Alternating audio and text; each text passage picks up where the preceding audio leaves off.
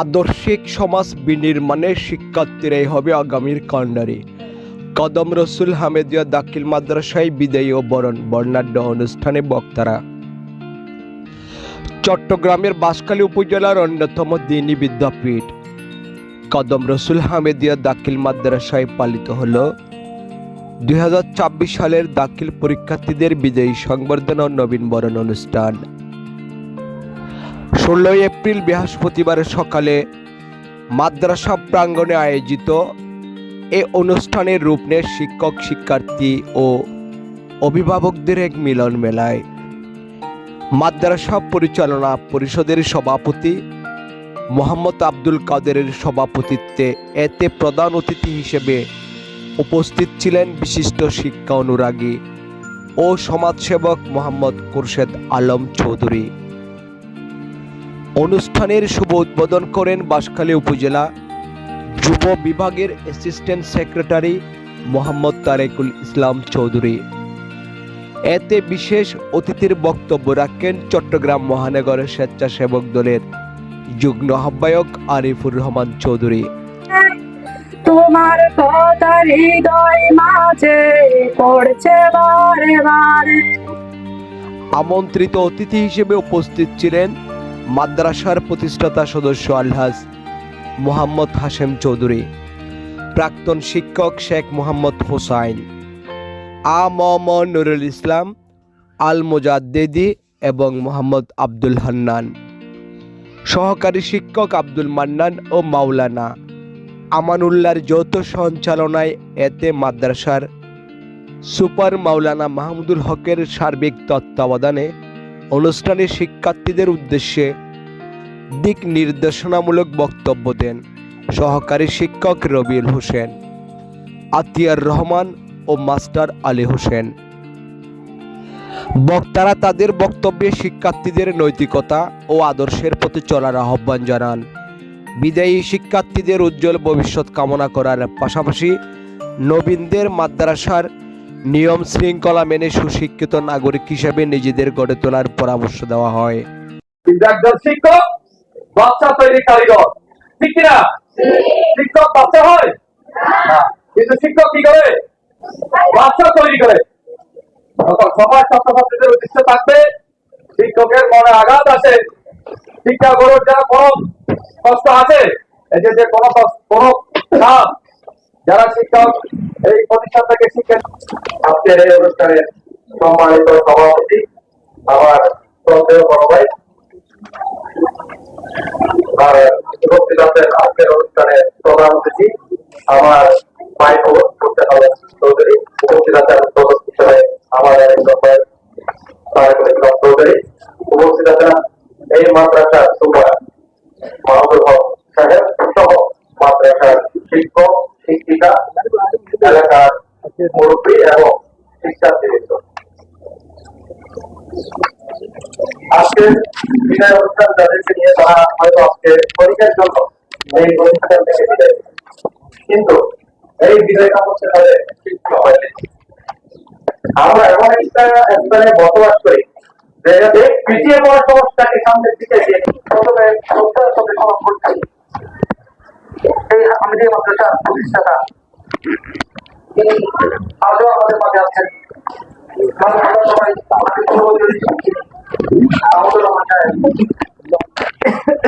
আমি শ্রদ্ধার সাথে স্মরণ করছি আমার দাদা, তিনি আজকে আমরা যে মাদ্রাসার নিচে বসে আছি সেই মাদ্রাসার এই শিক্ষকতা মোহাম্মদ হাশেম, এই কিছুক্ষণ আগে আমার পাশে বসেছিলেন।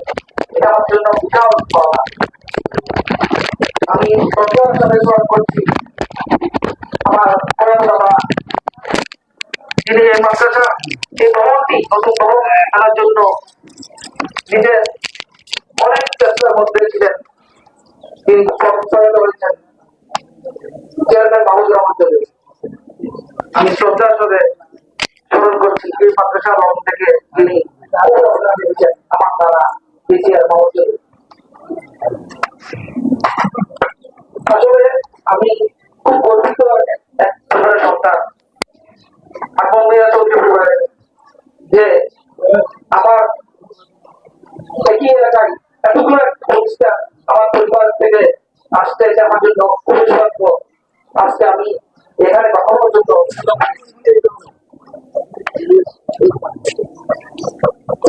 মাদ্রাসার যে অবস্থা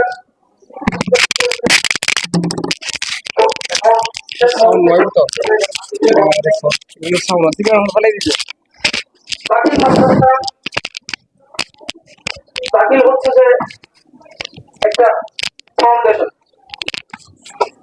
অর্থাৎ লেখাপড়ার একটা ফাউন্ডেশন হচ্ছে দাখিল। এই বিল্ডিংটা যখন একটা ফাউন্ডেশনের উপর দাঁড়িয়ে আছে, দাখিল মাত্র শুরু।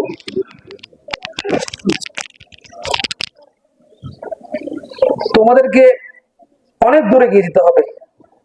এই বাংলাদেশ অপার সম্ভাবনার বাংলাদেশ, সৌন্দর্যের লীলাভূমি। এই দেশকে গড়ার কারিগর হচ্ছে তোমরা। আমরা অনেক আগে এই বয়সটা পার হয়ে আসছি। জাতিকে দেওয়ার জন্য তোমাদের অনেক কিছুই বাকি। তোমরা পড়ালেখা করে মা বাবার মুখ উজ্জ্বল করবে, সমাজের মুখ উজ্জ্বল করবে এবং আমাদের এই প্রতিষ্ঠান হামিদিয়া মাদ্রাসার সম্মান বৃদ্ধি করবে।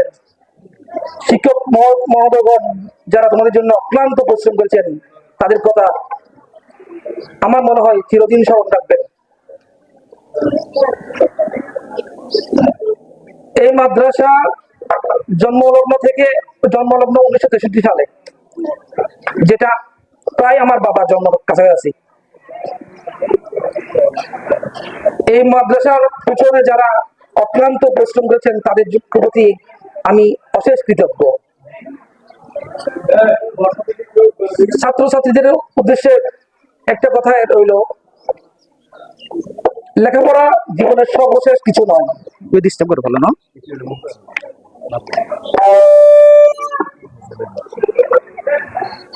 লেখাপড়ার পাশাপাশি নীতি এবং নৈতিকতা, এই জিনিসটা খুবই দরকার।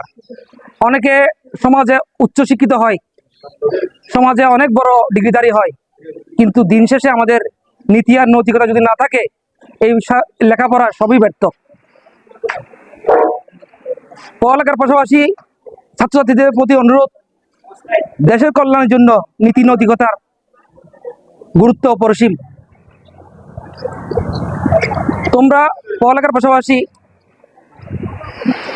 আমাদের মুরব্বীদেরকে সম্মান করবে, সমাজে সম্মান করবে, এটা আমার প্রত্যাশা। আমি আমার আকমাল মিয়া পরিবারের বাপ চাচাদের মধ্যে আমাদের যারা উপস্থিত আছেন বা যারা আছেন, বাপ চাচা এবং দাদাদের মধ্যে আমি সন্তান হিসেবে সবার ছোট, আবার তাদের সন্তান হিসেবে আমি তাদের সবার বড়, অর্থাৎ পুরো পরিবার আকমাল মিয়া চৌধুরী পরিবারের এখন থার্ড জেনারেশন। এই থার্ড জেনারেশনের মধ্যে আমি সবার বড়। আমি খুবই গর্বিত যে আমি এমন একটা পরিবারের সন্তান, আজকে তোমাদের সামনে কথা বলতে পারছি। আমাদের এই মাদ্রাসার যে নতুন ভবনটি হয়েছে, এর পূর্বে যে টিনের শেড ছিল, এতে আমাদের ছাত্রছাত্রীরা অনেক কষ্ট করেছেন। আমার চাচা আব্দুল কাদের সাহেব সভাপতি হওয়ার আগে এই প্রতিষ্ঠানের সভাপতি ছিলেন আমার আরেক চাচা জিয়াউল হক চৌধুরী। উনিও এই মাদ্রাসার জন্য অনেক চেষ্টা করেছেন, নিজের টাকা দিয়ে টিন শেডের ঘরটা মেরামত করে দিয়েছেন। এখানে সরকারি বরাদ্দ তেমন একটা আসে না, যেহেতু উপকূলীয় এলাকা, আমাদের যোগাযোগ ব্যবস্থা, অবকাঠামো উন্নয়ন তেমন একটা হয়নি এলাকায়। সর্বোপরি অনেক কষ্টের বিনিময়ে 2014 সালের অনুমোদিত বিল্ডিং আজকে 2026 সালে রূপ নিয়েছে। কিছুদিন পর এই বিল্ডিং এর শুভ উদ্বোধন হবেন।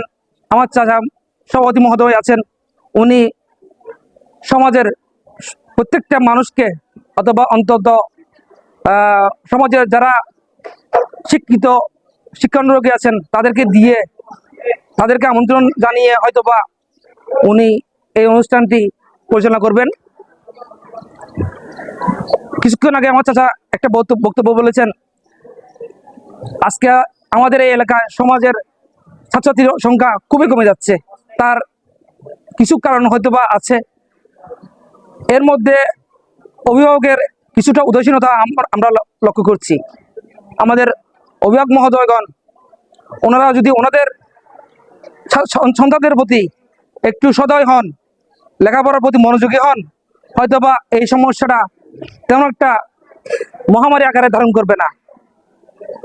ছাত্রদের ব্যাপারে যে আজকে সংখ্যাটা অনেক কম, অনেক নগণ্য, এর কারণ হচ্ছে যে আমাদের বেশিরভাগ ছাত্র অমনোযোগী হয়ে পড়ালেখা ছেড়ে দিচ্ছেন, অথবা আর্থিক সংকটের কারণে অনেকে পড়ালেখা থেকে বিদায় নিচ্ছেন। লেখাপড়া যে মূল্যবান জিনিস সেটা কখন বুঝবেন? যখন আমাদের মতো পর্যায়ে আসবেন। এখন আপনারা বুঝবেন না, এখন তোমাদের বয়স খুবই কম, খুবই উদাসীন, এখন মোবাইলের প্রতি খুব আসক্ত। এখন বাচ্চারা মোবাইল ছাড়া ভাতও খায় না।